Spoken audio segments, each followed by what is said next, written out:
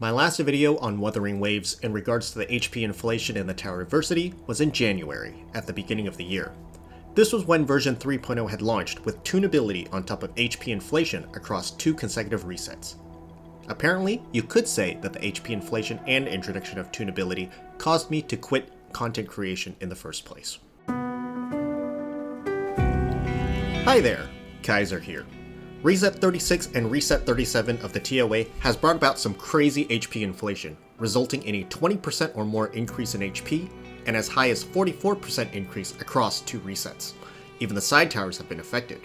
You've seen the HP numbers already. In fact, this marks the first time that the total HP of Hazard Floor 1 exceeded that of Floor 2. I do want to make myself clear though, even though my skill is probably higher than that of the average player, my thoughts and concerns are reflective of said average player, who knows the fundamentals of parry, dodge counter, and the 1-2-3 outro sequence. Even if my B-roll showcases quick swaps, I don't count such a playstyle to be a requirement to play this game. Kuro does not teach you how to quick swap in this game, and thus it should not be a requirement to clear the endgame. The same goes for people with vertical investment beyond 6 cost S0R1 teams. If you can clear Hazard 4 with your S3 Cartithia solo, amazing, and good for you. But my critiques are again focused on the investments that the great majority of the player base, namely free-to-play players, can relate to.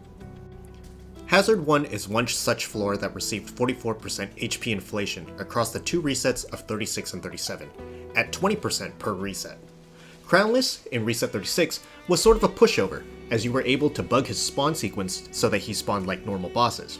He also has plenty of parryable attacks, and most of all, you can just straight up slap him out of the air when he does a special attack.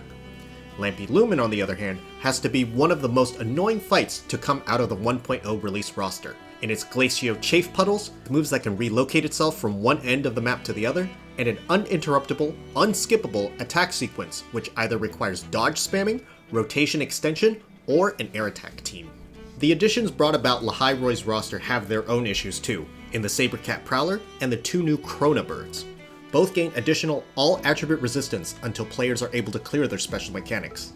The Prowler is fine since you can Toon Break it to knock it out of stealth, thus removing the res, but the Krona Birds must be Toon Rupture broken in order to remove their resistance. At the very least, the Krona Birds do have their HP deflated within the TOA to account for this extra res. Then, in my opinion, the Reindeers, while still annoying, are much less so than the previous Chop Chops. New bosses also have their own gimmicks, but so far, such effects could rather be seen as a bonus for people who use the proper damage type or keyword against said boss. Okay, so the enemy selection has been less than stellar, but let's turn the clock back. As I hinted at the beginning of the video, a very similar case happened during resets 29 through 31, namely during versions 2.8 and 3.0. It's also kind of funny that Lampy showed up in different parts of the TOA for those 3 consecutive resets as well.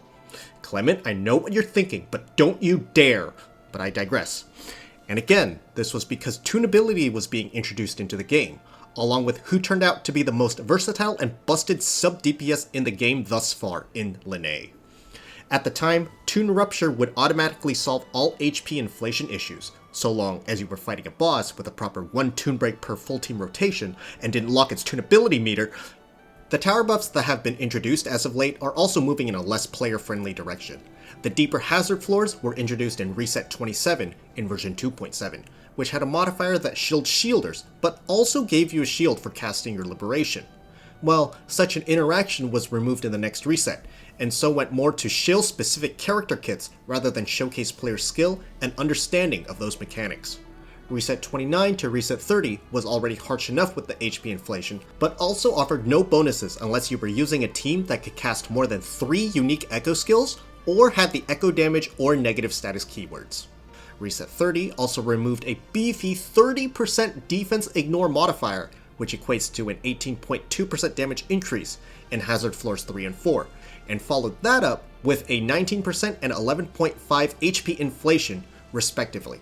Wait, I missed talking about this in my Reset 30 HP audit. How? Oh, and then Reset 31 also had that mistake where one of the 3 cost mobs was mistakenly set to have nearly 1.5 million HP. Kuro! Anyways, Reset 31, as the first TOA reset of 3.x, set the standard to have 15% all attribute resistance in Hazard Floors 3 and 4, only clearable if you included a character with that specified keyword.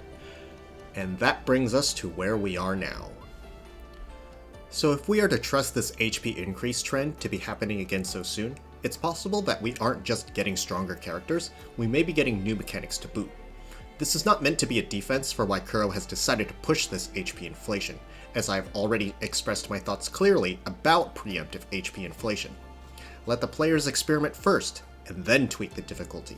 Such sudden jumps in difficulty will catch players off guard, and could end up splintering the community. It's been a while since I've made such a vid, but I guess I'm just that impassioned about HP inflation. It's not a fun topic to keep talking about, since covering it always feels so damn negative, and I would rather contribute to positive things about the game I love.